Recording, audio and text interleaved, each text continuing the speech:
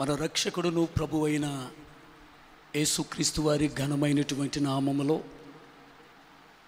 ఈ ఫలాభివృద్ధి పండుగలు ఈ రెండవ రాత్రి నన్ను ప్రేమతో ఆహ్వానించిన మాకు అత్యంత ప్రియ ఆత్మీయ దైవజనులు కృపాపాలయ్య గారికి, అమ్మగారికి, వారి పిల్లలకు, అలాగే సంఘ పెద్దలకు, సంఘములో ఉన్నటువంటి విశ్వాసులైన ప్రతి ఒక్కరికి మన రక్షకుడును ప్రభువైన యేసుక్రీస్తు వారి ఘనమైనటువంటి నామములో నా ప్రత్యేకమైనటువంటి వందనాలు తెలియచేసుకుంటూ ఉన్నాను. ఈ రెండవ రాత్రి ఈ ఫలాభివృద్ధి పండుగలలో దేవుని సన్నిధిలో మీతో ఇటు రీతిగా సహవాసం చేయటానికి, దేవుని వాక్య పరిచర్య మీ మధ్య చేయటానికి దేవుడు నాకు ఇచ్చినటువంటి ఈ అద్భుతమైనటువంటి అవకాశాన్ని బట్టి నేను ప్రభువుని స్తుతిస్తూ ఆయనకే మహిమ, ఘనత, ప్రభావములు చెల్లిస్తూ ఉన్నాను.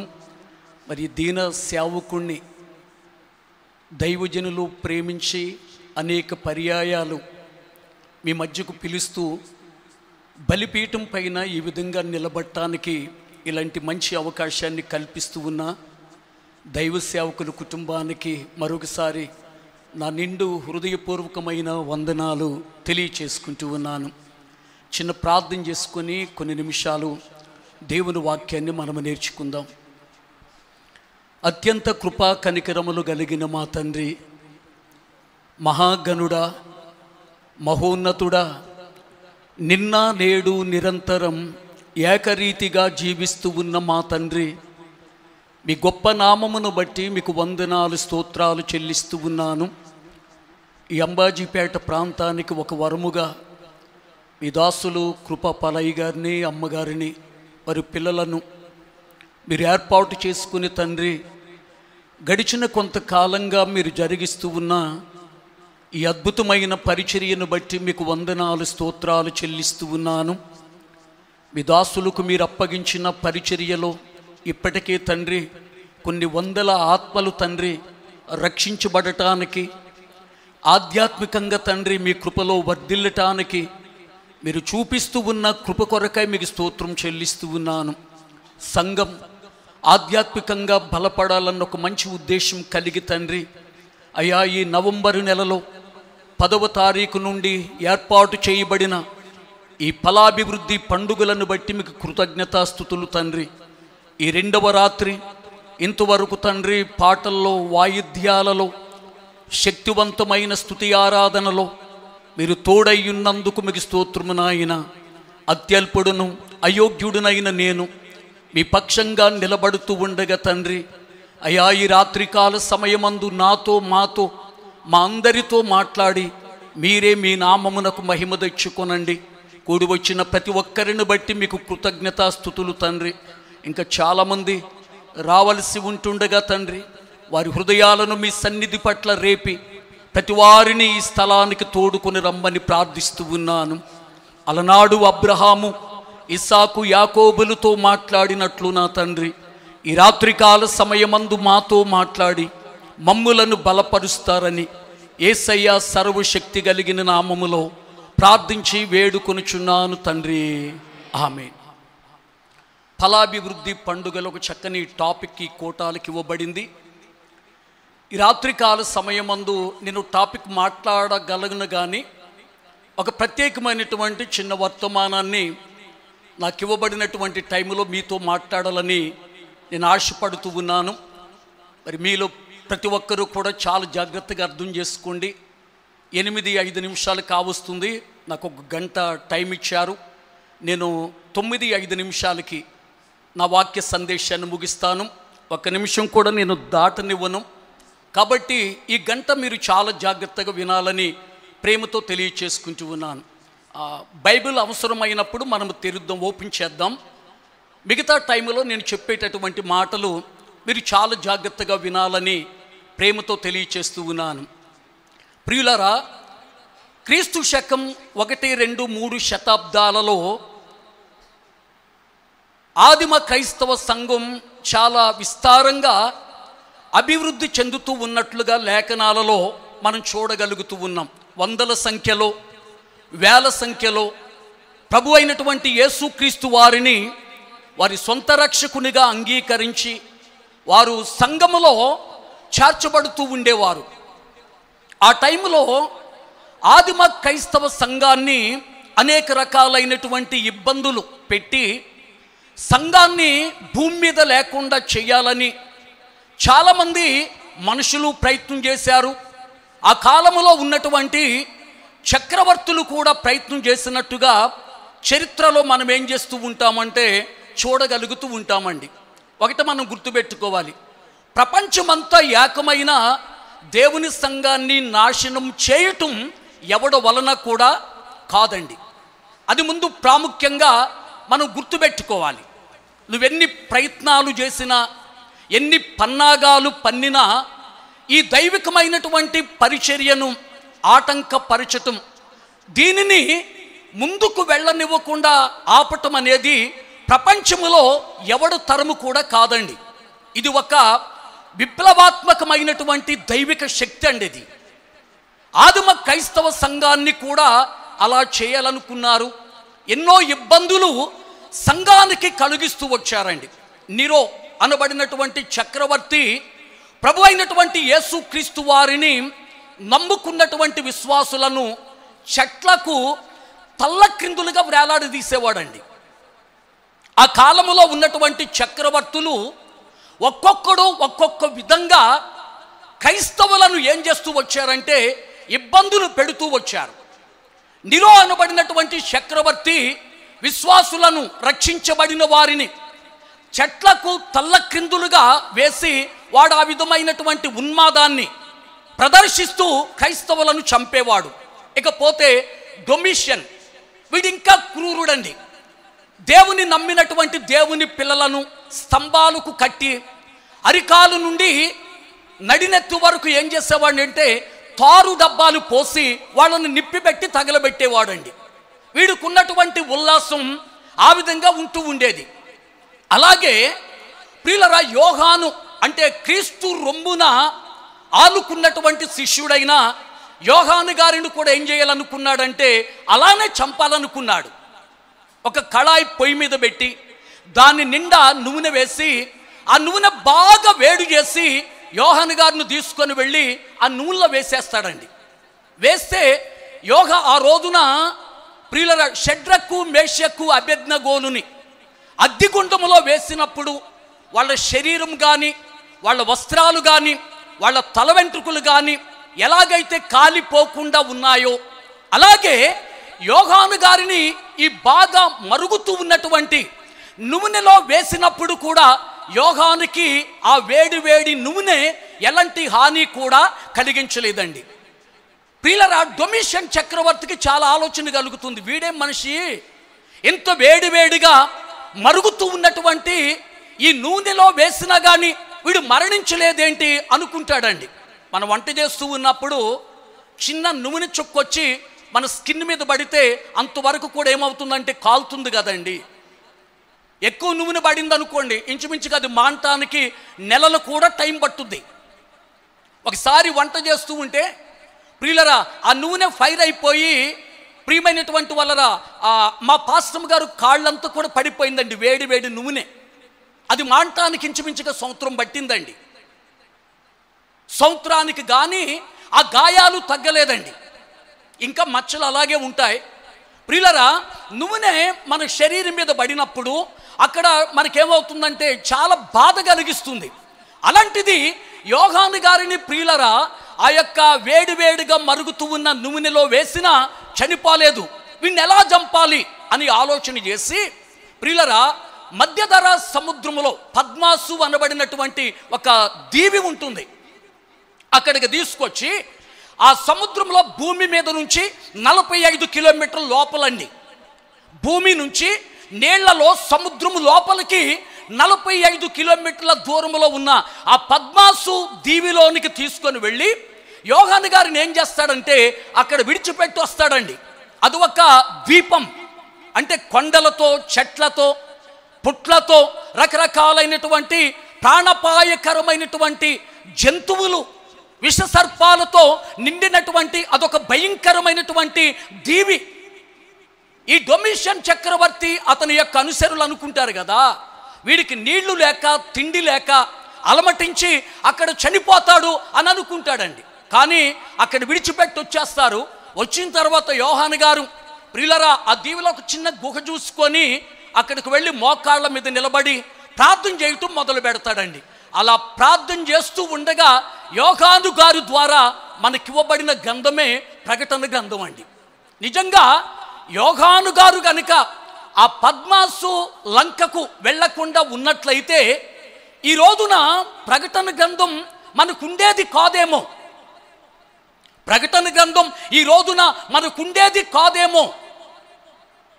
ఆ గుహలోనికి వెళ్ళి మోకరించి ప్రార్థిస్తూ ఉన్నప్పుడు భౌతికపరమైన శరీరం ఆ పద్మాసు లంకలోనే ఉంటుంది, ఆత్మ మాత్రం పరలోకానికి వెళుతుందండి. పరలోకములో ఆయన కళ్ళారా చూచినటువంటి విషయాలు కొన్నింటిని దేవుడు ఈ గ్రంథములో లిఖితం చేయి, ఈ గ్రంథములో వ్రాసి పెట్టు అని దేవుడు మాట్లాడిన విషయాలు ప్రకటన గ్రంథములో మనం ఏం చేస్తూ ఉంటామంటే చూస్తూ ఉంటామండి. ఆ విధంగా ప్రకటన గ్రంథం మనకి ఇవ్వబడింది. యోహాను గారు ప్రభు అయినటువంటి యేసుక్రీస్తు వారికి ఉన్న 12 మంది శిష్యుల్లో అత్యంత ప్రాముఖ్యమైన వాడు. యేసయ్య రొమ్మున ఆనుకున్న శిష్యునిగా మనం ఏం చేస్తూ ఉంటామంటే చూడగలుగుతూ ఉంటాం. ఆయనను సిలువ వేసినప్పుడు ఆ కల్వరి కొండపైన శిష్యులందరూ కూడా పారిపోయారు, కానీ ఆ సిలువ కింద నిలబడింది ఒకే ఒక వ్యక్తి అండి. ఆయనే యోహాను గారు అన్నది మనం గుర్తుపెట్టుకోవాలి. కొత్త నిబంధనలో 27 పుస్తకాలలో 5 పుస్తకాలు ఈ యోహాను గారి చేత వ్రాయబడ్డాయి. ఒకటి యోహాను సువార్త, రెండవది యోహాను రాసిన మొదటి పత్రిక, రెండవ పత్రిక, మూడవ పత్రిక, చివరిగా ప్రకటన గ్రంథం. ఈ 5 పుస్తకాలు కొత్త నిబంధనలో ఉన్న 27 పుస్తకాలలో ఈ 5 పుస్తకాలు యోహాను గారు ద్వారా మరి వ్రాయబడినట్లుగా మనం చూడగలుగుతూ ఉంటాం. కాబట్టి ప్రియులరా, ఈ ప్రకటన గ్రంథములో నుండి ఒక చిన్న విషయాన్ని మీకు జ్ఞాపకం చేస్తాను. వీలైతే బైబిల్ తీద్దాం, లేదంటే అది కూడా నేనే ఓపెన్గా చెప్పేస్తాను. మీరు ఒక చిన్న స్టోరీలాగా వినండి. ఏమండి, ఒక చిన్న కథలాగా మీరు వినండి. బైబిల్లో నుండే నేను మాట్లాడతాను, మీరు చాలా జాగ్రత్తగా ఈ విషయాలు వినాలి. ఈ రాత్రికాల సమయమందు ప్రకటన గ్రంథములో నుండి ఈ రాత్రి సంఘానికి మనకు అవసరమైనటువంటి, సంఘానికి కావలసినటువంటి ఒక ప్రాముఖ్యమైనటువంటి విషయాన్ని మనం నేర్చుకోవటానికి మనం ఇష్టపడదాం. మరొకసారి చెప్తూ ఉన్నాను, ఫలాభివృద్ధిని గూర్చి మాట్లాడటం ప్రియులరా మాట్లాడాలనుకున్నాను, కానీ ఈ రాత్రి ఈ విషయాన్ని మీతో చెప్తే బాగుంటుందని ప్రభువిచ్చిన ప్రేరేపణను బట్టి ప్రియులరా ఈ విషయాన్ని మీ ముందుంచాలని నేను ఇష్టపడుతూ ఉన్నాను. కాబట్టి ప్రతివారు కూడా చాలా జాగ్రత్తగా వినండి. బైబిల్లో చివరి పుస్తకం ప్రకటన గ్రంథం. దీనిలో 22 అధ్యాయాలు మనకు కనిపిస్తూ ఉంటాయి. ప్రియులరా, ఈ ప్రకటన గ్రంథాన్ని యోహాను గారు వ్రాసినట్లుగా మనం చూస్తూ ఉంటాం. ఇది ఇంతవరకు మీరు గుర్తుపెట్టుకోండి. ఇప్పుడు వాక్యములోనికి మనం వెళదాం. జాగ్రత్తగా వినండి. పౌలు గారు దెసలోనికైలకు రాసిన మొదటి పత్రికలో 4వ అధ్యాయం 16-17 వచనాలలో ఒక మాట చెప్తారండి. అదేంటంటే, ఆర్భాటముతోను ప్రధాన దూత శబ్దముతోను దేవుని బూరతోను పరలోకము నుండి ప్రభు ఏం చేస్తారటండి, దిగువచ్చును. క్రీస్తునందు మృతులైన వారు మొదట ఆయనను ఎదుర్కొంటారని, సజీవులమైనటువంటి మనం రెప్పపాటులో మట్టి శరీరాన్ని విడిచి మహిమను ధరించి మధ్యాకాశములో ప్రభువుని ఎదుర్కొంటామని ఆ మొదటి దెసలోనికైలకు రాసిన పత్రిక 4వ అధ్యాయం 16-17 వచనాలలో ఈ మాటను మనం చూడగలుగుతూ ఉంటాం. చాలా జాగ్రత్తగా వినండి. ఈ మాట మనం చాలా నేర్చుకోవాలండి. ప్రియమైనటువంటి వాళ్ళ మన విశ్వాస జీవితాన్ని ఈ రాత్రికాల సమయమందు ఒక్కసారి మనం పరిశీలన చేసుకోవటానికి మనం ఇష్టపడదాం. మనందరికీ తెలుసు కదండి, మీకు చాలాసార్లు చెప్పాను, మంచి ఆత్మపూర్ణులైన ఒక తండ్రిని ఒక తల్లిని మీరు కలిగి ఉన్నారు. వారి యొక్క పెంపకములో మీరు పెంచబడుతూ ఉన్న పిల్లలండి. ఏమండి, వాక్య అనుభవాన్ని మీరు పుష్కలంగా కలిగినటువంటి వారని నేను ఎరుగుదును. లేఖనానుసారమైనటువంటి వర్తమానాలు ప్రతి వారము కూడా మీరు వింటూ ఆధ్యాత్మికంగా బలపరచబడుతూ ఉన్నందుకు నేను ప్రభువుని స్తుతిస్తూ ఆయనకు మహిమ ఘనత ప్రభావములు చెల్లిస్తూ ఉన్నాను. రాకడొస్తుందని మనందరికీ తెలుసు కదండి. ఏమండి, ప్రభు అయినటువంటి యేసుక్రీస్తు వారు 2000 సంవత్సరాల క్రితం పరలోకాన్ని విడిచిపెట్టి నరావతారిగా కన్యమరియ గర్భములో ప్రవేశించి ఆయన ఈ లోకములో జన్మించారు. ఆయన ఈ లోకములో 33 సంవత్సరాల 6 నెలలు ఆయన భూమి మీద ఉన్నట్టుగా మనమంతా కూడా ఎరిగినటువంటి వారమే. ఆయన అద్భుతాలు చేశారు, ఆశ్చర్యమైన కార్యాలు జరిగించారు, మరణించిన వారిని సజీవులుగా తిరిగి లేపారు. చివరగా మన యొక్క రక్షణార్థమై ఆయన నలుగుగొట్టబడి, గాయపరచబడి, హింసింపబడి, దూషింపబడి, భారభరితమైనటువంటి సిలువను మోసి కల్వరి కొండ మీదకు వెళ్ళి ఆ సిలువలో ఉదయం 9 గంటల నుండి 3 గంటల వరకు 6 గంటల పాటు సిలువలో వేలాడుతూ 3 గంటలకు తండ్రి నీ చేతులకు నా ఆత్మను అప్పగించుకొనిచున్నానని చెప్పి తలవాల్చి కన్నుమూశారు. ఆయన శుక్రవారం, శనివారం, ఆదివారం తెల్లవారుజాము వరకు కూడా ఆయన పరదేశంలోనే ఉన్నారు. ఆదివారం తెల్లవారుజామున మరణాన్ని జయించి మృత్యువు కోరలను విరిచి ఆయన సమాధి నుండి జయశీలుడిగా తిరిగి లేచి వచ్చాడు. తెలుసు కదండి. గట్టిగా దేవునికి స్తోత్రం చెప్పండి. హల్లెలూయా. ఏమన్నా అనుమానం ఉందండి? డౌట్ ఉందా? ఆయన తిరిగి లేచాడని నమ్ముతున్నామండి. ఆయన ఒకవేళ మరణించినటువంటి వ్యక్తి మరణించినట్లుగానే ఉంటే ఈ రోజున మనం ఇక్కడ కూడుకునేవారం కాదండి. మనం ఇక్కడ కూడుకునేవారము కాదు. యేసయ్యలో ఉన్నటువంటి గొప్పతనం ఏంటంటే ఈ భూమి మీద పుట్టిన ప్రతి వాడు కూడా మరణిస్తూ ఉంటే ఆయన మరణాన్ని జయించి మరణపు కోరలను విరిచి ఆయన సమాధిని జయించి తిరిగి లేచాడండి. హల్లెలూయా. ఇది ప్రపంచం కాదనలేనటువంటి నగ్న సత్యం అన్నది మనము గుర్తుపెట్టుకోవాలి. అయ్యగారు కూడా చాలా సందర్భాలలో ఆ ఇజ్రాయేలు దేశం వెళ్ళి ఆయన ఖాళీ సమాధిని కూడా చూసొచ్చినటువంటి పరిస్థితులు మరి మనం ఎరుగుదుమండి. జ్ఞాపకం పెట్టుకోవాలి. ఆయన తిరిగి లేచారు.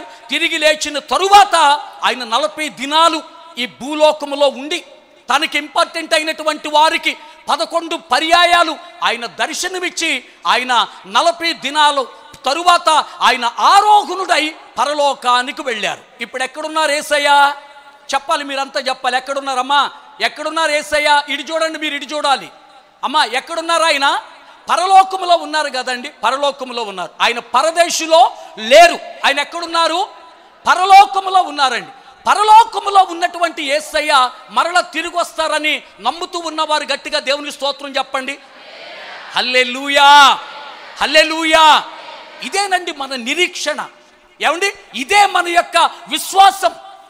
అది మీరు గుర్తుపెట్టుకోవాలి.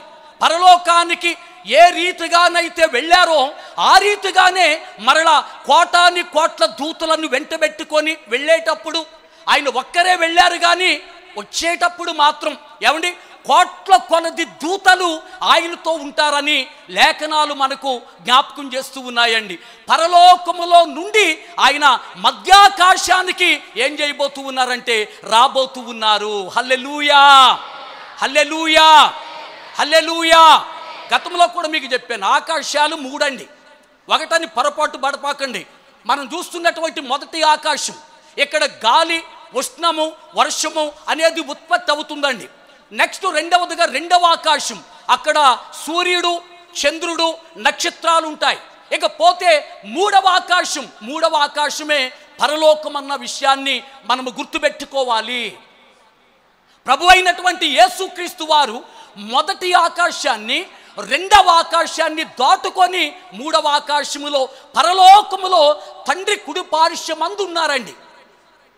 అలా ఉన్నటువంటి ప్రభువైన యేసుక్రీస్తు వారు ఈరోజు కానీ, రేపు కానీ, ఎల్లుండి కానీ కోటాని కోట్ల దూతలను వెంటబెట్టుకొని మూడవ ఆకాశము నుండి ఆయన ఎక్కడికి రాబోతూ ఉన్నారంటే మధ్యాకాశం, మిడిల్ స్కై, మధ్యాకాశానికి ఆయన రాబోతూ ఉన్నారు. ఈ రాత్రి వర్తమానం మీరు చాలా జాగ్రత్తగా వినాలి. అర్థమవుతుందండి? అమాయకంగా మనం ఉండకూడదు. దేవుని పిల్లలం. అసలు ఏం జరుగుద్ది ప్రపంచ భవిష్యత్తు అన్నది మనం ఖచ్చితంగా గుర్తుపెట్టుకోవాలి. మధ్యాకాశానికి ఆయన వస్తారు. వచ్చినప్పుడు ఏం జరుగుతుందంటే మొదటిగా పరదేశు తెరవబడి పరదేశులో ఉన్నటువంటి ఆదాము గారు దగ్గర నుండి యేసయ్య మధ్యాకాశానికి వచ్చే వరకు ఎంతమంది పరిశుద్ధుల ఆత్మలైతే పరదేశులో ఉన్నాయో, పరదేశు తెరవబడి ఆ ఆత్మలన్నీ కూడా వచ్చి మొదటగా ఎవరిని ఎదుర్కొంటారంటే ప్రభువుని ఎదుర్కొంటారని మనం చూడగలుగుతూ ఉన్నాం. పరదేశు ఎక్కడుంది? ఇప్పుడు ప్రజెంట్ పరదేశు ఎక్కడుంది? ప్రభు అయినటువంటి యేసుక్రీస్తు వారు ప్రియమైనటువంటి వాళ్ళ మరణాన్ని జయించి ఆయన తిరిగి లేవనంత వరకు పరదేశు ఎక్కడుందంటే భూగర్భములోనే ఉందండి. గుర్తుపెట్టుకోవాలి, భూగర్భములో పాతాళం ఒకవైపున, ఏమండి, పాతాళం ఒకవైపున, రెండవదిగా పరదేశు ఒకవైపున, మధ్యలో ఏముండేదంటే అగాధం ఉండేదండి. అంటే పరదేశులో ఉన్నవారు పాతాళములో ఉన్నవారిని చూడొచ్చు, పాతాళములో ఉన్నవారు పరదేశులో ఉన్నవారిని చెప్పాలి ఏం చేయొచ్చు, చూడొచ్చండి. యేసయ్య పునరుద్ధానుడై తిరిగి లేచేంత వరకు పరదేశ్ అనేది భూగర్భములో గుర్తుపెట్టుకోవాలి. భూగర్భములో ఒకవైపున పాతాళము, రెండవ వైపున పరదేశు, మధ్యన అగాధం ఉండేది. మీకు ఇంకా క్లారిటీగా ధనవంతుడు పాతాళములో ఉన్నాడు, లాజరు ఎక్కడున్నాడు? పరదేశులో అబ్రహాము గారి యొక్క కుడి పార్శ్వమున ఉన్నాడు. ఇప్పుడు పాతాళములో ఉన్నటువంటి ధనవంతుడు పరదేశులో ఉన్నటువంటి ఎవరిని చూస్తూ ఉన్నాడు? లాజరుని చెప్పాలి, లాజరుని చూస్తూ ఉన్నాడు. ఈ రెండూ కూడా భూగర్భములోనే ఉన్నాయి.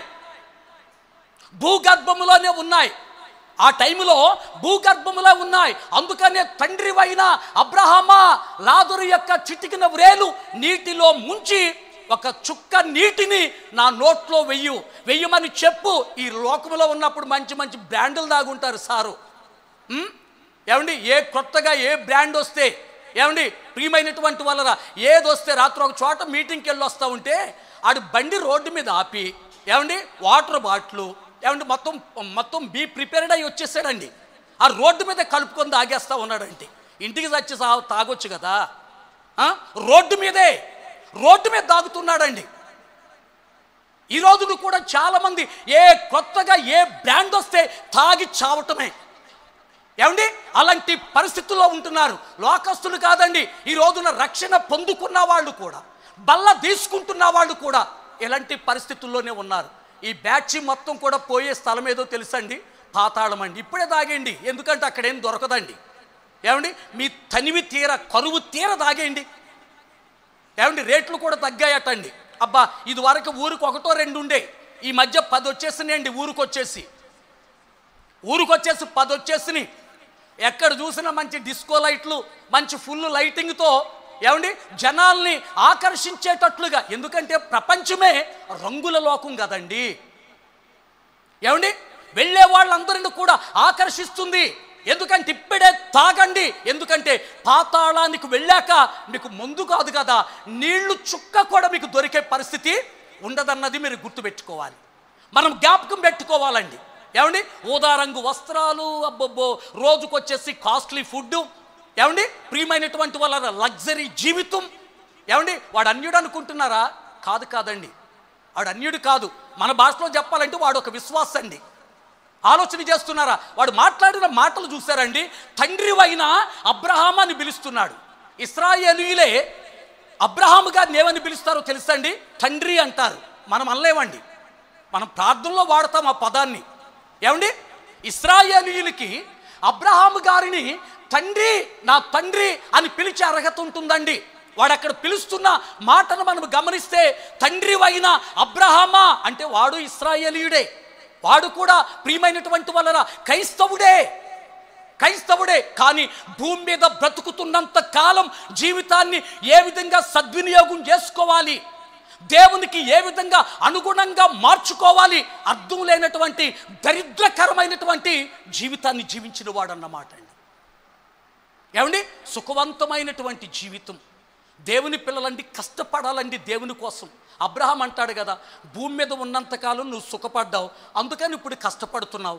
లాజరేమో కష్టపడ్డాడు, ఇప్పుడు ఏం చేస్తా ఉన్నాడు? సుఖాన్ని అనుభవిస్తూ ఉన్నాడు.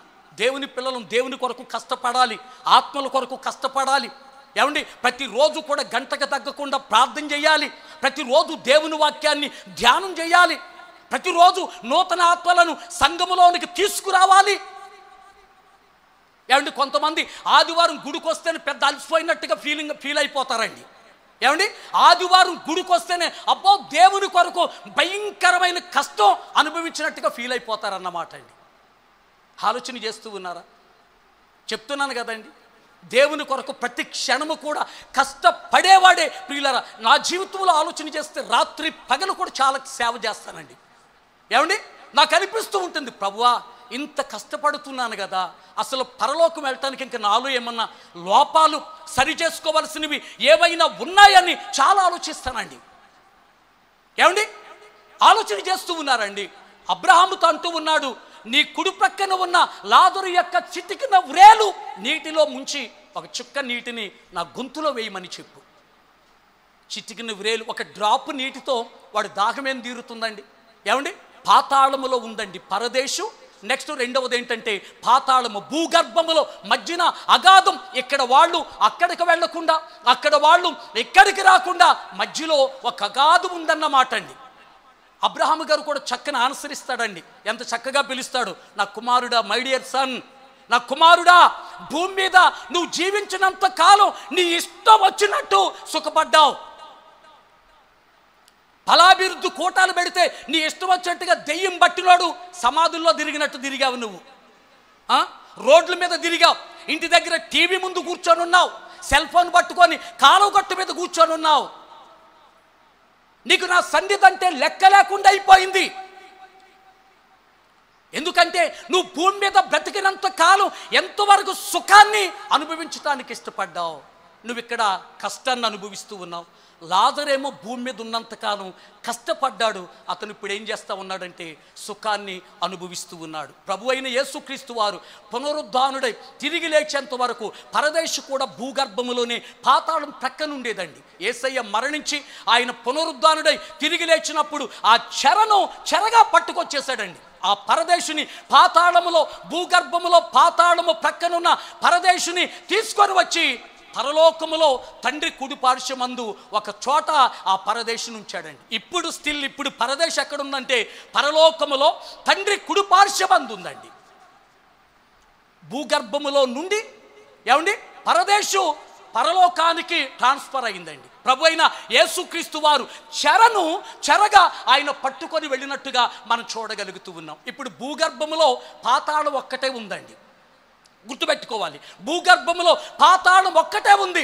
పరదేశం ఎక్కడుందంటే పరలోకములో ఉందన్న విషయాన్ని మనము జ్ఞాపకం పెట్టుకోవాలని ఈ మాటను బట్టి నేను మీకు ప్రేమతో తెలియచేసుకుంటూ ఉన్నాను. ప్రభువైన యేసుక్రీస్తు వారు మధ్యాకాశానికి కోట్ల దూతలను వెంటబెట్టుకొని ఆయన వచ్చినప్పుడు ముందుగా ఆ పరదేశంలో ఉన్నటువంటి పరిశుద్ధుల ఆత్మలు, ఎవడబడితే వాడిని ప్రభువుని ఎదుర్కోడండి. ఇలా చాలా జాగ్రత్తగా గమనించాలి. బాప్తిసం తీసుకున్నాం కదా, నెలకో సంవత్సరానికో గుడికి వెళ్తున్నాను కదా, నేను పరలోకానికి వెళ్తాను అనుకుంటున్నామేమో, మోసపోతున్నాం. జాగ్రత్త. అర్థమవుతుందండి? ఎవరు పడితే వాళ్ళు ప్రభువుని ఎదుర్కొనే భాగ్యం ఉండదు. ప్రభువుని ఎదుర్కోవాలంటే దానికి కొన్ని ఉత్తమమైనటువంటి లక్షణాలు ఉండాలి. ఒక పరిశుద్ధమైనటువంటి జీవితం అనేది ఉండాలని ప్రేమతో ఈ మాటలు మీకు తెలియచేస్తూ ఉన్నానండి. ఏమండి, ఆయన మధ్యాకాశానికి వచ్చినప్పుడు పరదేశు తెరవబడి ఆదాము గారు దగ్గర నుండి ఆయన వచ్చే ఆ టైం వరకు ఎంతమంది పరిశుద్ధులంటే దేవుని కొరకు బ్రతికి చనిపోయిన వారు, వాళ్ళ ఆత్మలన్నీ పరదేశులో ఉంటాయి. పరదేశు తలుపులు తెరవబడి పరదేశులో ఉన్న కొన్ని కోట్ల ఆత్మలు మధ్యాకాశంలో ప్రభువుని ఎదుర్కొంటాయి. మరి ఈ రాత్రే ప్రభు వచ్చారనుకో, పరదేశు తెరవబడుతుంది, ఆ పరిశుద్ధులంతా కూడా మధ్యాకాశానికి వెళ్ళిపోతారు. మన పరిస్థితి ఏంటంటే రెప్పపాటులో కన్ను మూసి తెరిసేలోపు మట్టి శరీరాన్ని విడిచి మహిమను ధరించి మధ్యాకాశములు ఎవరిని ఎదుర్కొంటాం? ప్రభువుని ఏం చేస్తామండి? ఎదుర్కొంటాం. గట్టిగా దేవునికి స్తోత్రం చెప్పండి. హల్లెలూయా, హల్లెలూయా. దీన్నే ర్యాప్చర్ అంటారు. మన జీవితాన్ని ఒకసారి ప్రభు సన్నిధిలో పెట్టి పరిశీలన చేద్దాం. ఒకవేళ ఈ రాత్రి ఇప్పుడే ప్రభు వచ్చారనుకోండి, మనలో ఎంతమంది పెడతాం చెప్పాలి? మనలో నా మట్టుకు నేను, మీ మట్టుకు మీరు. ఇప్పుడే ప్రభు మధ్యాకాశానికి వచ్చి టైం ఇవ్వడండి. ఆయన 5 నిమిషాలు 10 నిమిషాలు, ఏమండి ప్రభువా ఒక అరగంట టైం ఇవ్వు, నేను ప్రిపేర్ అవుతాను నా సిద్ధిలలో నూనె తెచ్చుకుంటాను, నా దీపాలు వెలిగించుకుంటానంటే కుదరదు. ఆలోచన చేస్తున్నారా? ఇప్పుడే ఈ టైంలోనే 8:30 గంటల టైంలో ప్రభు వచ్చారనుకోండి, మనలో ఎంతమంది ఎత్తబడగలుగుతాం? ఏమండి, మనం చేస్తున్నటువంటి భక్తి మనలో ఎంతమందిని కాపాడుతుంది? అందుకని మనం చాలా ఆలోచన చేయాలండి. క్రైస్తవ జీవితం అంటే ఒక ప్రత్యేకమైనటువంటి జీవితం అండి. ఒక నాజీరు చేయబడిన వ్రత జీవితాన్ని దేవుని కొరకు మనం జీవించాలి. ఏమండి, ఆదివారం కేవలం 2 గంటలు చర్చిలోకి వచ్చేసి కూర్చొని వెళ్ళిపోయినంత మాత్రాన పరలోకానికి వెళ్ళిపోతాం అనుకుంటే మనంత అజ్ఞానపు వాడు ఇంకొకడు ఉండడండి. గుర్తుపెట్టుకోవాలి. ఈ మాటలు వింటున్న మీరంతా చాలా జాగ్రత్తగా వినాలి. అసలు ఈ రోజున ప్రభువుని నమ్ముకున్నామంటేనే మనకు ఒక కారణం ఏంటో తెలుసండి. మనము చస్తే మనం ఎక్కడ ఉండాలని? పరలోకములో ఎవరితో ఉండాలని? ప్రభువుతో ఉండాలని. ఆ ఉద్దేశముతో దేవుని నమ్ముకోవాలి మనం.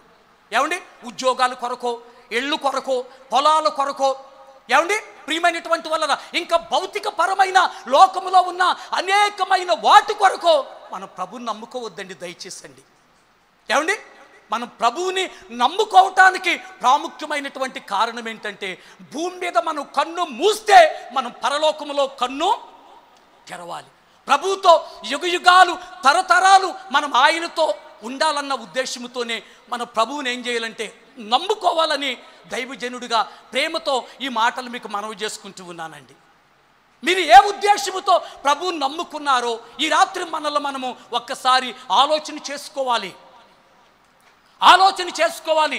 ఈ మాటలు మనము చాలా జాగ్రత్తగా వినాలి. ఈ 8:30 గంటల టైంలో ప్రభువు గనక ఆర్భాటముతో, ప్రధాన దూత శబ్దముతో, దేవుని బోరతో ఆయన మధ్యాకాశానికి వచ్చారనుకోండి, ఆ బోర శబ్దం మనలో ఎంతమంది వింటాం? మనలో ఎంతమందికి ఆ శబ్దం వినే ఆత్మీయ స్థితి ఉంది? ఆత్మీయ స్థితి మనలో కలిగి ఉన్నాం. ఏమండి, మనల్ని మనం ఒక్కసారి పరిశీలన చేసుకోవాలని దైవజనుడుగా ఈ మాటలు నేను మీకు ప్రేమతో తెలియచేసుకుంటూ ఉన్నాను. పరదేశంలో నుండి పరిశుద్ధులైనటువంటి వారంతా మొదట ఎదుర్కొంటారు. రెండవదిగా రెప్పపాటు కాలం, అంటే కన్ను మూసి తెరవటానికి వితిన్ 1-2 సెకండ్స్. ఆ 2 సెకండ్స్లోనే ప్రియమైనటువంటి వలన ప్రపంచవ్యాప్తంగా ఉన్నటువంటి సార్వత్రిక సంఘములో ఉన్న పరిశుద్ధులంతా కూడా రెప్పపాటులో మట్టి శరీరాన్ని విడిచి మహిమను ధరించి మధ్యాకాశానికి ఏం చేస్తారంటే వెళ్ళిపోతారండి. గుర్తుపెట్టుకోవాలి, మధ్యాకాశానికి వెళ్ళిపోతుంది సంఘం.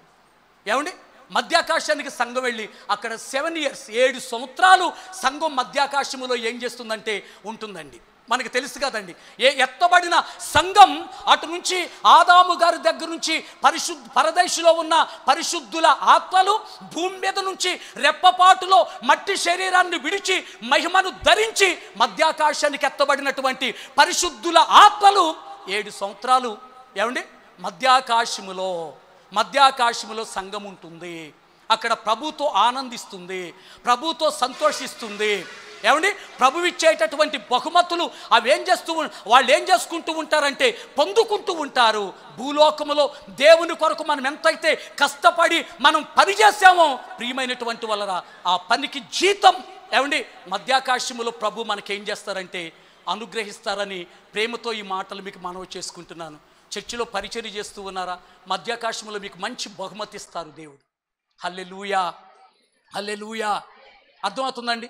ఈ లోకములో సేవకులుగా ప్రియమైనటువంటి వలన దేవుడు మిమ్మల్ని దీవించాలని కోరుకుంటాం. కానీ మీరు చేస్తున్న ప్రతి దైవికమైన పరిచర్యకు మధ్యాకాశములో యేసయ్య మంచి మంచి బహుమతుల ప్రధాన కూడిక.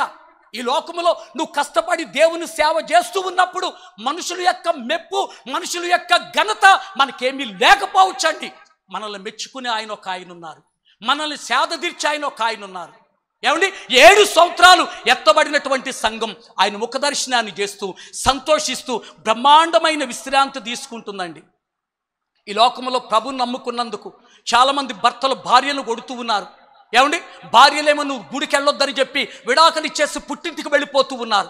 ఈ రోజున ప్రభువుని నమ్ముకుంటున్నందుకు కుటుంబంలో ఎన్నో కష్టాలు, ఎన్నో ఇబ్బందులు, ఎన్నో భయంకరమైన పరిస్థితులు కలుగుతూ ఉన్నా చాలామంది దేవుణ్ణి విడిచిపెట్టకుండా వాళ్ళు ప్రభువుని గట్టిగా పట్టుకొని ప్రియులరా కన్నీళ్లు ప్రతిరోజు కూడా కన్నీళ్లే అన్నపానములుగా వాళ్ళు దేవుని కొరకు బ్రతుకుతూ ఉన్నారండి. అలాంటి వాళ్ళందరికీ మధ్యాకాశములో వాళ్ళకి ఇచ్చే బహుమతులు ఉంటే చూడండి, గిఫ్ట్స్ ఉంటే చూడండి, చాలా అద్భుతంగా ఉంటాయండి. ఏమండి, క్రైస్తవులకండి భూమి మీద సుఖం అనేది ఉండకూడదండి. మధ్యాకాశానికి వెళ్ళిన అక్కడే బ్రహ్మాండమైనటువంటి విశ్రాంతి ఉంటుందండి. సంఘం ఈ విధంగా మధ్యాకాశానికి ఎత్తబడుతుంది. మధ్యాకాశానికి ఎత్తబడి 7 సంవత్సరాలు సంఘం ఏం చేస్తుందంటే మధ్యాకాశములో ఉంటుంది. నువ్వు నిజంగా ప్రభువు చేత మంచి బహుమతులను పొందుకోవాలంటే కష్టపడి పని చేయమ్మా, కష్టపడి పని చేయండి, పని చేయండి. ఏమండి, ఇందాక చెప్పాను కదండి, అసలు ఆదివారం కొంతమంది గుడికి రావటం ప్రియమైన ఎంత బద్ధకమో తెలుసా అండి. ఎలాంటి బ్యాచ్ మొత్తం కూడా పాతాళానికి వెళ్ళే బ్యాచ్, పరలోకానికి నో ఛాన్స్. ఏమనుకోవద్దు దయచేసి. ఏమండి, ఆదివారమే బట్టలు పెట్టుకుంటారు, ఆదివారమే చుట్టాలని రప్పించుకుంటారు, ఆదివారమే పెళ్లి చూపులు పెట్టుకుంటారు, ఆదివారమే దినాలు చేసుకుంటారండి. ఆలోచన చేస్తూ ఉన్నారా? క్రిస్టియానిటీ ఇంత దరిద్రంగా ఉంది ఈ రోజున. ఏమండి, ఆదివారం దేవుని సన్నిధన్న లెక్క లేకుండా ఏమండి ఎవరిష్టానుసారమైన విధంగా వాళ్ళు బ్రతికేస్తూ ఉన్నారండి. ఏమండి, రక్షణ పొందుకున్నాను కదా, 2-3 నెలలకి గుడికి వెళ్ళాను కదా, నేను పరలోకం వెళ్ళిపోతాను అనుకుంటున్నాను. అక్కడ దండితే వచ్చి ఇక్కడ పడతావు, జాగ్రత్త. ఏమండి, అసలు నో ఛాన్స్. దేవుడు అసలు కాంప్రమైజ్ కాడో, కాంప్రమైజ్ కాడు. ఆయన దేవుని కొరకు కసిగా రోషం కలిగి బ్రతికితేనే మనకి నిత్యత్వాన్ని ఆయన అనుగ్రహిస్తాడని ప్రేమతో ఈ మాటలు మీకు తెలియచేసుకుంటూ ఉన్నాను. జాగ్రత్తగా ఈ మాటలు వినాలి. ఏమండి, భవిష్యత్తులో ఏం జరగబోతుంది, సంఘం ఏం కాబోతుంది అన్నది మీకు చెప్తూ ఉన్నాను. వర్తమానాలు ఎప్పుడు మనం వింటామండి. ఈ రాత్రి మీరు ఈ మాటలు వినాలి. మీరు సంఘం అలా ఎత్తబడుతుంది. 7 సంవత్సరాలు మధ్యాకాశంలో ఉంటుంది. ప్రపంచవ్యాప్తంగా కొన్ని కోట్ల మంది ప్రజలు ఏం చేయబడతారంటే విడిచిపెట్టబడతారండి. వాళ్ళలో మొదటి వాళ్ళు నాస్తికులు, దేవుడు లేడు అని చెప్పేటటువంటి వాళ్ళు. రెండవదిగా విగ్రహారాధికులు. ఈ రోజున సృష్టికర్త అయిన దేవుణ్ణి విడిచి సృష్టిని ఆరాధిస్తూ ఉన్నటువంటి బ్యాచ్. ఇకపోతే మూడవది ఏంటంటే ఆ 2 బ్యాచ్ల కంటే చాలా ప్రమాదకరమైన బ్యాచ్. వీళ్ళెవరంటే నామకార్థ క్రైస్తవులండి. ఏమండి, నాస్తికులకేమో దేవుడు ఎవరో తెలియక వాళ్ళు నశించిపోతారు. విగ్రహారాధికులు కూడా దేవుణ్ణి గూర్చిన పరిపూర్ణమైన అవగాహన లేక వాళ్ళు నశించిపోతారు. గుడికొచ్చే క్రైస్తవులు ఉంటారు చూడండి, వీళ్ళకి అన్నీ తెలుసండి, అన్నీ తెలుసు. అర్థమవుతుందండి? అన్నీ తెలుసండి వీళ్ళకి, అన్నీ తెలుసండి. అన్నీ తెలిసి వీళ్ళేమైపోతారంటే నాశనం అయిపోతారండి. పరలోకం ఉంటుందని తెలుసు, నరకం ఉంటుందని తెలుసు, పరలోకానికి వెళ్ళాలంటే ఏం చేయాలో తెలుసు. ఏమండి, అన్నీ తెలుసు కూడా నాశనమైపోయేది ఎవరో తెలుసండి, నామకార్థ క్రైస్తవులు. ఒకవేళ ఆ గుంపులో మనం ఉన్నామేమో జాగ్రత్తగా జ్ఞాపకం పెట్టుకుందాం. ఏమండి, ప్రియమైనటువంటి వాళ్ళ అటు ఇటుగా కొంత లోకములోను కొంత దేవునిలోను మనం ఉంటున్నామేమో. గుర్తుపెట్టుకో, ఈ రాత్రే దేవుడు వస్తే మన పరిస్థితి ఏంటి? ఏమండి, మన జీవితంలో ఇదే చివరి రాత్రి అయితే ఏమండి ఎటు మన ప్రయాణం, ఎటు మన ప్రయాణం? ఒకసారి మన జీవితాలను ప్రభు సన్నిధిలో పెట్టి ఆలోచన చేద్దాం. ప్రియులారా, సంఘం ఎత్తబడిన తరువాత ప్రపంచవ్యాప్తంగా ఏమండి కొన్ని కోట్ల మంది ప్రజలు ఏం చేస్తారంటే విడిచిపెట్టబడతారండి. మరి వీళ్ళ పరిస్థితి ఏంటి? ఏమండి, చాలా జాగ్రత్తగా వినండి, కొన్ని మాటలు చెప్తాను. ఏమండి, సంఘం ఎత్తబడుద్దు కదా, మిగతా వాళ్ళు ప్రియమైనటువంటి వాళ్ళ ప్రపంచవ్యాప్తంగా విడిచిపెట్టబడిన వీళ్ళ పరిస్థితి ఏంటి? వీళ్ళ పరిస్థితి ఏంటి? వీళ్ళలో నాస్తికులు ఉంటారు, హేతువాదులు ఉంటారు, విగ్రహారాధికులు ఉంటారు. ఏమండి, వాళ్ళందరికంటే మనోళ్ళ బ్యాచ్ ఎక్కువ ఉంటుందండి. ఎందుకంటే ఇప్పుడు ప్రస్తుతం ప్రపంచ జనాభా 850 కోట్ల మందిలో సగం ఇంచుమించుగా 420 కోట్ల మంది క్రైస్తవులేనండి. సగం మంది క్రైస్తవులే ప్రపంచ జనాభాలో. కానీ ఆ రోజున సంఘం ఎత్తబడిన తరువాత ప్రియమైనటువంటి వలన విడిచిపెట్టబడేటటువంటి గుంపులో ఉండేవాళ్ళు కూడా మనోళ్ళేనండి, మనోళ్ళేనండి. గుర్తుపెట్టుకోవాలండి. ఏంటి పరిస్థితి? సంఘం ఎత్తబడిన తరువాత నెక్స్ట్ ఏం జరుగుతుంది, ఏం జరగబోతుందంటే మీరు చాలా జాగ్రత్తగా వినండి ప్రియులరా. సంఘం ఎత్తబడిన తరువాత 7 సంవత్సరాలు మధ్యాకాశములో సంఘం ఉంటుంది. అదే 7 సంవత్సరాలు భూమి మీద 21 రకాలైన శ్రమలు ఏమండి జరుగుతాయని బైబిల్ మనకు తెలియచేస్తుందండి. మీరు చదువుకోండి. ప్రకటన బైబిల్ ఇప్పుడు తీయొద్దండి. ప్రకటన గ్రంథం 5వ అధ్యాయం నుండి ఏమండి 19వ అధ్యాయం వరకు బైబిల్లో ప్రకటన గ్రంథం 5వ అధ్యాయం నుండి 19వ అధ్యాయం వరకు ఈ 21 రకాలైన శ్రమలను గూర్చి దేవుడు బైబిల్లో రాసి పెట్టినట్టుగా మనం చూడగలుగుతూ ఉంటాం. ఆలోచన చేస్తున్నారా? 5వ అధ్యాయం నుండి 19వ అధ్యాయం వరకు సంఘం మధ్యాకాశానికి ఎత్తబడిన తరువాత విడిచిపెట్టబడిన ప్రపంచవ్యాప్తంగా ఉన్న ప్రజల యొక్క పరిస్థితి ఏ రేంజ్లో ఉంటుంది, వాళ్ళ పరిస్థితి ఎంత దారుణంగా ఉంటుంది అన్నది బైబిల్లో మనకు అనేక అధ్యాయాలు యోహాను గారు వ్రాసి మన కొరకు పెట్టాడండి. ఏమండి సంఘం మధ్యాకాశములో 7 సంవత్సరాలు ఉన్నప్పుడు అదే 7 సంవత్సరాలు విడిచిపెట్టబడిన ప్రపంచ ప్రజలకి భయంకరమైన ఈ 7 సంవత్సరాల్లో 21 రకాలైన శ్రమలు జరుగుతాయండి. ఏమండి మొదటి ప్రియులరా 7 ముద్రల రూపములోను, రెండవదిగా 7 బూరల రూపములోను, మూడవదిగా 7 పాత్రల రూపములోను 3 ఏళ్ళు 21 రకాలైన శ్రమలు ఉంటాయండి. ప్రభు అయినటువంటి యేసుక్రీస్తు వారు ఆ గ్రంథానికి సీల్ చేయబడిన ఒక్కొక్క ముద్ర విప్పుతూ ఉన్నప్పుడు ఒక్కొక్క రకమైన శ్రమ ప్రపంచవ్యాప్తంగా విడిచిపెట్టబడిన మనుషుల మీదకి వస్తుందని బైబిల్ మనకేం చేస్తుందంటే జ్ఞాపకం చేస్తుంది. హలో వింటున్నారు? ఇవి ఏమండి కళ్ళబొల్లి కబుర్లు కాదు. అయ్యగారు చెప్పినట్టు ఇందాక చెప్పారు కదా. ఏమండి ఇది సోది కాదు చెప్పేది. భవిష్యత్తులో నువ్వు గనక సరి అయినటువంటి సమర్పణ కలిగిన జీవితం జీవించకపోతే నువ్వు రాసి పెట్టుకో. ఈ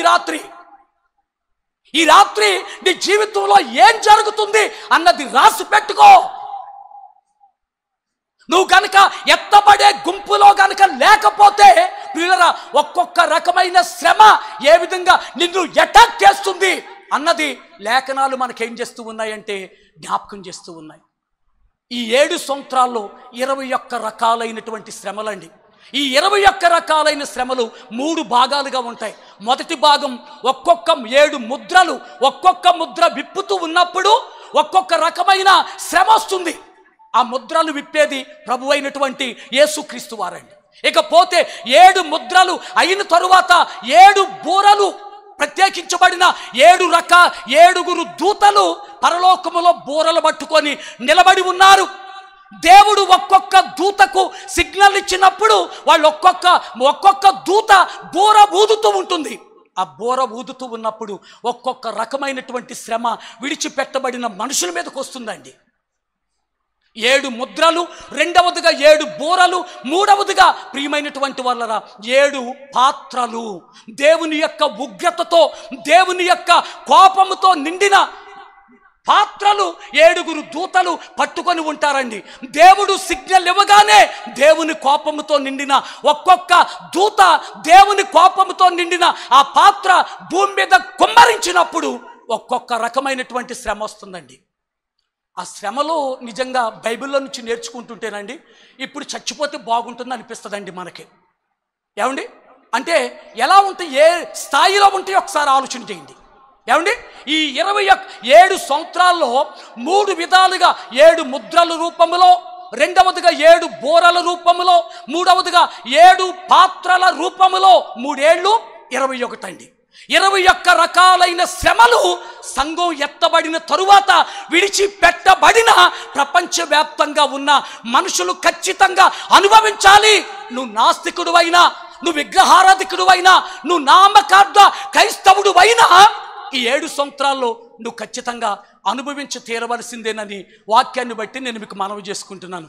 ఈ 21 రకాలైన శ్రమలో జస్ట్ ఒక్క శ్రమ మీకు గుర్తు చేస్తానండి. ఇది చెప్పటానికి ఇంత చెప్పవలసి వచ్చింది. ఇప్పుడు మీకు బాగా అర్థమైంది కదండి. ఈ 21 రకాలైన శ్రమలో జస్ట్ ఒక శ్రమ గుర్తు చేస్తాను. 20 పక్కన పెట్టండి, ఒకటి చెప్తాను, జాగ్రత్తగా వినండి. జాగ్రత్తగా విని నాకు ఇవ్వబడిన టైం ప్రకారంగా నేను ముగించేస్తానండి. బైబిల్ తీయొద్దండి, చెప్పాను కదా, ఒక స్టోరీ లాగా చెప్తాను వినండి. బైబిల్లోది. ఏమండి బైబిల్లో నుంచే ఒక చిన్న స్టోరీ లాగా చెప్తాను వినండి. ఆలోచన చేస్తున్నారా? ఈ 21 రకాలైన శ్రమల్లో ఏమంటే ఒక్క శ్రమ మీకు గుర్తు చేస్తానండి, ఎంత భయంకరంగా ఉంటుందో చూడండి. ఈ 21 రకాలైన శ్రమల్లో ప్రాముఖ్యంగా 3 అత్యంత భయంకరమైన శ్రమలు ఉంటాయి. 3 శ్రమలండి. ఆ 3 శ్రమలు కూడా మనుషుల మీదకే నేరుగా వస్తాయండి. 50 కేజీల బరువు కలిగినటువంటి రక్తముతో అగ్నితో మిళితమైన వడగండ్లు ఆకాశములో నుండి మనుషుల మీద పడతాయటండి. ఏమండి, 50 గ్రాములు రాడు తగిలితేనే చచ్చిపోతావు నువ్వు. గొల్యాతుని దావీదు కొట్టింది కేజీ రాడేం కాదండి. ఏమండి, ఒక 10 గ్రాములు ఉంటుందేమో రాడు. గురుసూసి కొట్టేసరికి ఆ ఎత్తైన శిఖరం మీద ఉన్నటువంటి వాడిని కొట్టేసరికి వాడికి ఏం చేయాలో తెలియక దిమ్మ తిరిగి కింద పడ్డాడు. వాడి కత్తితోనే వాడు తల నరికి వేశారు, అది వేరే విషయం. ఏమండి, 10 గ్రాములు రాడది. రేపు సంఘం మధ్యాకాశానికి ఎత్తబడిన తరువాత ఏమండి పడేటటువంటి రాళ్ళు ఉన్నాయి చూడండి, 50 కేజీలు అట్టండి. ఎన్ని కేజీలు రాడు? 50 కిలోలు రాడు. ఏమండి, ఎటు పారిపోతావు, ఎటు తప్పించుకుంటావు, అది నా టాపిక్ కాదండి. ఏమండి, ఈ 21 రకాలైన శ్రమల్లో ఒక శ్రమ మీకు గుర్తు చేస్తాను. అది బైబిల్లో నుండి ఆ ప్రకటన గ్రంథం 11వ అధ్యాయం. ఏమండి, 11వ అధ్యాయం 1వ వచనం నుండి 11వ వచనం వరకు ఉన్నటువంటి ఆ వాక్య సందేశం చదవద్దు. నేను మీకు గుర్తు చేస్తున్నాను, రేపటి దినమందు చదువుకోండి. క్షమించాలి, ప్రకటన గ్రంథం 11 కాదండి, 9వ అధ్యాయం 1వ వచనం నుండి 11వ వచనం వరకు ఉన్నటువంటి ఈ భాగాన్ని నేను మీకు చెప్తాను. ఇటు చూడండి. ఇక్కడ 5వ దూత బూర ఊదినప్పుడు, నేను చెప్తున్నాను కదండి, 21 రకాలైన శ్రమల్లో ఒక శ్రమ మీకు గుర్తు చేస్తాను, ఎలా ఉంటుందో చూడండి. ఏమండి, 5వ దూత, ఎన్నవ దూత అటండి, ముద్రల గురించి కాదు, 7 ముద్రల గురించి కాదు. 7 ముద్రలు అయిన తరువాత 7 బోరలు వస్తాయండి. మొదటి దూత బోర ఊదినప్పుడు ఒకటి జరుగుతుంది, 2వ దూత బోర ఊదినప్పుడు మరొకటి జరుగుతుంది, 3వ దూత 4వ దూత బోర ఊదినప్పుడు వేరే సంభవాలు జరుగుతాయి. ఇక్కడ 5వ దూత బోర ఊదినప్పుడు, ఏ దూత అండి చెప్పాలి, 5వ దూత బోర ఊదినప్పుడు ఏం జరిగింది అన్నది మనం ధ్యానం చేద్దాం. చాలా జాగ్రత్తగా వినండి. 5వ దూత బోర ఊదినప్పుడు ఏం జరిగిందంటే, పరలోకములో నుండి ఒక దేవదూత ఒక తాళపు చెవిని పట్టుకొని భూమి మీదకి వచ్చేస్తుందండి. వినాలి చాలా జాగ్రత్తగా. ఏమండి, ఆ తాళపు చెవి ఆ దూతకు ఇచ్చింది ఎవరు? దూతకు తాళపు చెవి ఇచ్చింది ఎవరు? ఆ తాళాన్ని ఇచ్చింది ఎవరు? వెరీ గుడ్, ప్రభు అయినటువంటి యేసుక్రీస్తు వారండి. ఏమండి, అదే ప్రకటన గ్రంథం 1వ అధ్యాయం 18వ వచనంలో ఉంటుంది, మరణము యొక్కయు పాతాళము యొక్కయు తాళపు చెవులు ఎవరు కలిగి ఉన్నారట? ప్రభు అయినటువంటి యేసుక్రీస్తు వారి దగ్గర ఉన్నాయటండి. పైన వారు అన్నయ్యలైన తమ్ముళ్ళైన మీరు చాలా జాగ్రత్తగా వినాలి. ఏమండి ప్రియులారా, ఆ యొక్క తాళపు చెవులు మరణానికి సంబంధించిన తాళపు చెవి. ఏమండి, రెండవదిగా పాతాళానికి సంబంధించిన తాళపు చెవులు ఎవరి దగ్గర ఉన్నాయట? ప్రభువైన యేసుక్రీస్తు దగ్గర ఉన్నాయటండి. అవును కాదండి, మరణం తప్పించాలంటే ఆయనే తప్పించాలి. ఏమండి, ప్రపంచంలో ఉన్న ఏ హాస్పిటల్కి వెళ్ళినా ఎవడి వల్ల కూడా కాదండి. బైబిల్లో ఒక మాట ఉంటుంది కదా, మరణము తప్పించుట ప్రభువైన యెహోవా వశం, ఆయనే తప్పించేవాడు. ఏమండి, అందుకని మరణము యొక్క తాళపు చెవి ఆయనకి ఇవ్వబడింది. మనకు ఆయుష్కాలం ఎంత ఇచ్చాడో అదన్నీ కూడా చూసుకునేది ఆయనే. మరణము యొక్క తాళపు చెవి, పాతాళము యొక్క తాళపు చెవి రెండు ప్రభు అయిన యేసుక్రీస్తు వారి దగ్గర పరలోకములో ఆయన కలిగి ఉన్నాడు. 5వ దూత బోర ఊదినప్పుడు ఒక దేవదూత ప్రభు దగ్గరికి వెళ్ళి ప్రభువు నుండి పాతాళము యొక్క తాళపు చెవి పట్టుకొని భూమి మీదకి వస్తుందండి. పరలోకములో నుండి భూమి మీదకి వస్తుంది. భూమి మీదకి వచ్చి ఏం చేస్తుందంటే, ఆ పాతాళము యొక్క తాళపు చెవిని ఓపెన్ చేస్తుందండి. పాతాళాన్ని తెరుస్తుంది. పాతాళాన్ని తెరువుగానే ఏం జరుగుతుందో తెలుసండి, పాతాళములో నుండి భయంకరమైనటువంటి ఒక పొగ, పాతాళములో నుండి దట్టమైనటువంటి ఒక పొగ ఏం చేస్తుందంటే పాతాళములో నుండి బయటకు వచ్చి ప్రపంచమంతా కూడా పొగ ఆవరించేస్తుందటండి. చాలా జాగ్రత్తగా వినండి. ఈ శీతాకాలంలో రాత్రులు మనం డ్రైవ్ చేస్తూ ఉన్నప్పుడు ఉదయం 8 గంటల వరకు కూడా మంచు పోదండి. ముందు ఏ వాహనాలు ఉన్నాయో కనపడవు. అందుకని యాక్సిడెంట్ అయ్యి చాలామంది ఏం చేస్తూ ఉంటారంటే చనిపోతూ ఉంటారు కదండి. ఏమండి? అలాగే ఆ పరలోకములో నుండి ప్రభు యొద్ద నుండి ఆ పాతాళము యొక్క తాళపు చెవి తీసుకొని పాతాళాన్ని తెరుస్తుంది దూత. తెరవగానే ఒకేసారి భయంకరమైనటువంటి పొగ బయటకు వచ్చేస్తుందండి. ఆ పొగ అలా వస్తా ఉండగా ఆ పొగతో పాటు ఏం చేస్తుందంటే కొన్ని కోట్ల మిడతలు బయటకు వచ్చేస్తాయండి. కొన్ని వేలు కాదండి, కొన్ని కోట్ల మిడతలు ఏం చేస్తాయి అంటే ఆ పాతాళములో నుండి ఆ పొగతో పాటు బయటకు వచ్చి ఆ పొగ ప్రపంచంలో ఉన్న దేశాలన్నింటికి ఎలా వెళుతుందో ఈ మిడతలు కూడా అలా వెళ్ళిపోతాయండి. మిడతలు వెళ్ళిపోతాయి. మిడతలు చూశారు కదా, ఆ చెట్టు మీద నుంచి ఈ చెట్టు మీదకి ఎగిరే మిడతలు. అవి మమ్మల్ని ఏం చేస్తాయిలే అనుకోవచ్చండి మనలో చాలామంది. ఆ మిడతలు వేరండి. ఏమండి? ఆ దూతకు దేవుడిచ్చినటువంటి ఒక సైన్యం అండి అవి మిడతలు. ఏమండి? వాటికి ప్రియమైనటువంటి వలన తేలుకున్న కొండెలు లాంటి కొండెలు ఉంటాయి అటండి వాటికి. ఏమండి? ఈ పొగతో పాటు నువ్వు ఏ దేశంలో ఉన్నా, ఏ రాష్ట్రంలో ఉన్నా, ఏ బిల్డింగ్లో ఉన్నా, 120 అంతస్తుల అపార్ట్మెంట్లో ఉన్నా, నువ్వు గనక రాకడలో ఎత్తబడకుండా ఉంటే, రాకడలో గనక నువ్వు ఎత్తబడకుండా ఉంటే, నువ్వు నాస్తికుడు అయినా, నువ్వు విగ్రహారాధకుడు అయినా, నువ్వు నామకార్థ క్రైస్తవుడు అయినా, నువ్వెక్కడ ఏ దేశములో ఏ చోట నువ్వున్నా ఆ పాతాళములో నుండి బయటకు వచ్చినటువంటి ఆ మిడతలు ప్రియమైనటువంటి వలన నిన్ను పట్టి పట్టి ఏం చేస్తాయంటే కుడతాయని బైబిల్లో మనం చూడగలుగుతూ ఉన్నాం. మిడతలే కదండి, ఏం బాధ ఉంటుందో అనుకుంటున్నావా? తేలుకున్నటువంటి కొండెలంటి కొండెలు ఆ మిడతలకు ఇవ్వబడతాయటండి. ఏమండి? ఒక మిడత మనిషిని కుడితేనట్టండి ప్రియమైనటువంటి వలన 5 నెలల వరకు ప్రియమైనటువంటి వలన మనుషుల్ని ఆ మిడతలు అలా కుడుతూనే ఉంటాయి అటండి. తేలులు ఈ మధ్య అక్కడ కనపట్టలేదు, జర్రులు మనకు కనిపిస్తున్నాయండి. నా మట్టుకు నేను తేలును చూసి చాలా కాలమైంది, చిన్న తేలు కూడా కనపట్టలేదు. మీరైనా చూశారో లేదో నాకు తెలియదు. ఏమండి? గతంలో ఎక్కువగా తేళ్ళు ఉండేవి. ఏమండి? ఎర్రగా నల్లగా రకరకాలైన కలర్స్లో ఆ తేళ్ళు ఉండేవి, అవి వేరే విషయం. జర్రి కంటే తేలు చాలా ప్రమాదమైనదండి. ఏమండి? తేలు కనుక కుడితేనండి దాన్ని కరెక్ట్గా ఇన్ టైంలో కనుక వైద్యం చేయించకపోతే పెరాలసిస్ వస్తుంది. మీకు తెలుసా అండి? పక్షవాతం వచ్చేస్తుందండి. పక్షవాతం వచ్చేస్తుందండి. ఒక రోజు దాటిందనుకోండి చచ్చిపోతాడండి మనిషి. ఏమండి?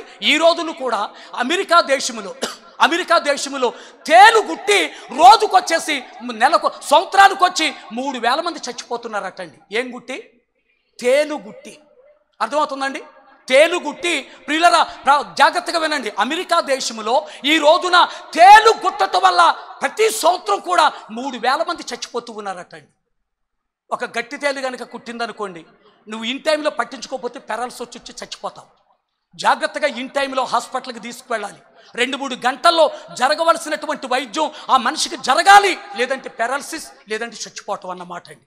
తేలు అంత భయంకరమైనది, అంత విషపూరితమైనటువంటిది. నువ్వు అనుకుంటున్నావు కదా మిడతలే కదా, ఏం చేస్తాయి అనుకుంటున్నావండి?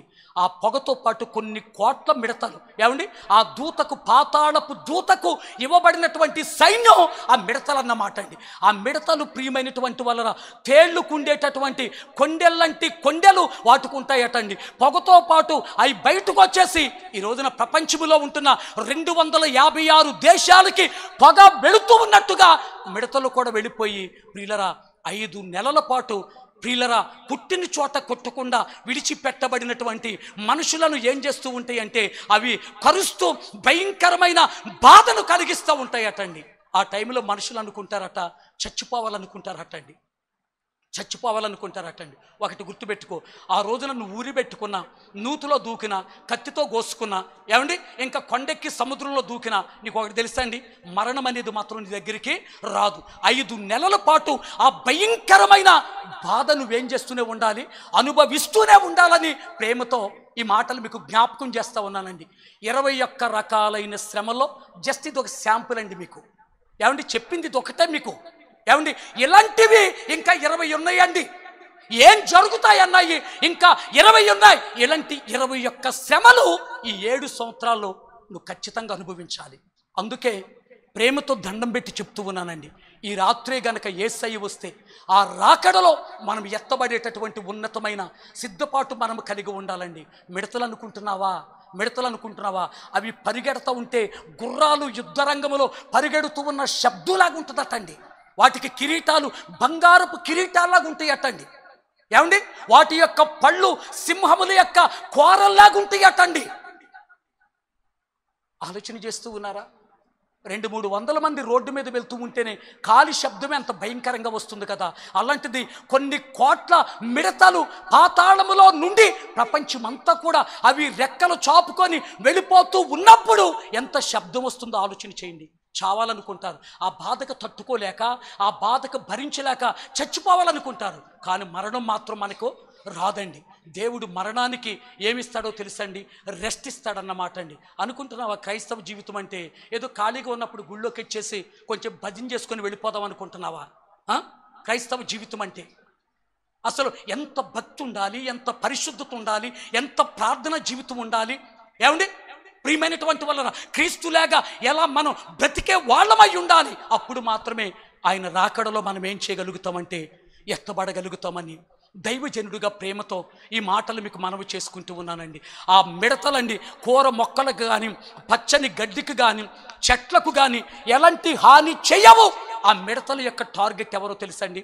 విడిచిపెట్టబడినటువంటి ప్రపంచవ్యాప్తంగా ఉన్నటువంటి నాస్తికులు, విగ్రహారాధికులు, నామకార్థ క్రైస్తవులే అన్న విషయాన్ని మనము గుర్తుపెట్టుకోవాలని దైవజనుడిగా ప్రేమతో ఈ మాటలు మీకు మనవి చేసుకుంటూ ఉన్నానండి. ఏమండి? ఈ రాత్రి ప్రభు వస్తే ఏంటి మన పరిస్థితి? ఈ ఫలాభివృద్ధి పండుగల్లో ఈ రాత్రే దేవుడు వచ్చాడు అనుకోండి, ఏంటి మన పరిస్థితి? ఆలోచించావు నువ్వు ఎప్పుడన్నా? మధ్యాకాశానికి సంఘం ఎత్తబడాలి. ఎత్తబడిన తర్వాత 7 సంవత్సరాలు భయంకరంగా ప్రపంచవ్యాప్తంగా శ్రమలు ఉంటాయండి. అవి 21, 7 ముద్రలు, 7 బూరలు, 7 పాత్రలండి. 21 శ్రమల్లో మీకు ఒక్కటే గుర్తుపెట్టానండి. ఏమండి? 5వ దూత తన 5వ దూత బూర ఊదినప్పుడు ఏం జరుగుతుందన్నది మీకు చెప్పానండి. మిగతా 20 ఆలోచిస్తే ఎంత భయంకరంగా ఉంటుందో ఆలోచన చేయండి. జస్ట్ ఇది ఒక శాంపుల్ అండి మీకు చెప్పింది. ఏమండి? పాతాళము తెరవబడి పాతాళములో నుండి గుర్రాలంటి మిడతలు, ఏమండి ప్రియమైన యుద్ధ రంగములో పరుగెడుతూ ఉన్న గుర్రములంటి మిడతలు, ఏమండి ప్రియమైన సింహపు కోరలు కలిగినటువంటి మిడతలు, బంగారపు కిరీటాలు పెట్టబడినటువంటి మిడతలు, ఆ పరలోకము నుండి పాతాళం తెరుస్తూ ఉన్న ఆ దూతకు ప్రియులరా దేవుడు ఆ మిడతలను ఒక సైన్యంగా ఇచ్చాడు. ఆ సైన్యం ప్రియులరా విడిచిపెట్టబడినటువంటి ప్రజలను నానా రకాలుగా అదేం చేస్తూ ఉంటుందంటే బాధిస్తూ ఉంటుందని దైవజనుడిగా ప్రేమతో ఈ మాటలు మీకు మనవి చేసుకుంటూ ఉన్నానండి. ఇంత వివరణాత్మకంగా దేవుడు మనతో మాట్లాడుతూ ఉన్న దేవుని పిల్లలారా, మనం ఒక్కసారి దేవుని మాటలు వినాలండి. ఒకవేళ రాకడలో ఎత్తబడకపోతే, ఆ బూర శబ్దాన్ని వినకపోతే మన పరిస్థితి ఎంత తీవ్రంగా ఉంటుందో ఆలోచన చేయండి. 10 మంది కన్యకలు వెళ్ళారు. పెండ్లు కుమారుడు వచ్చేసరికి 5 మాత్రమే సిద్ధపడి ఉన్నారు. సిద్ధపడ్డ వారు మాత్రం ప్రియులరా పెండ్లు కుమారుడితో వెళ్ళారు. తర్వాత డోరు వేయబడింది. తర్వాత వాళ్ళు ప్రిపేర్ అయి సిద్ధపడి వచ్చారు. తలుపు కొడుతూ ఉన్నారు.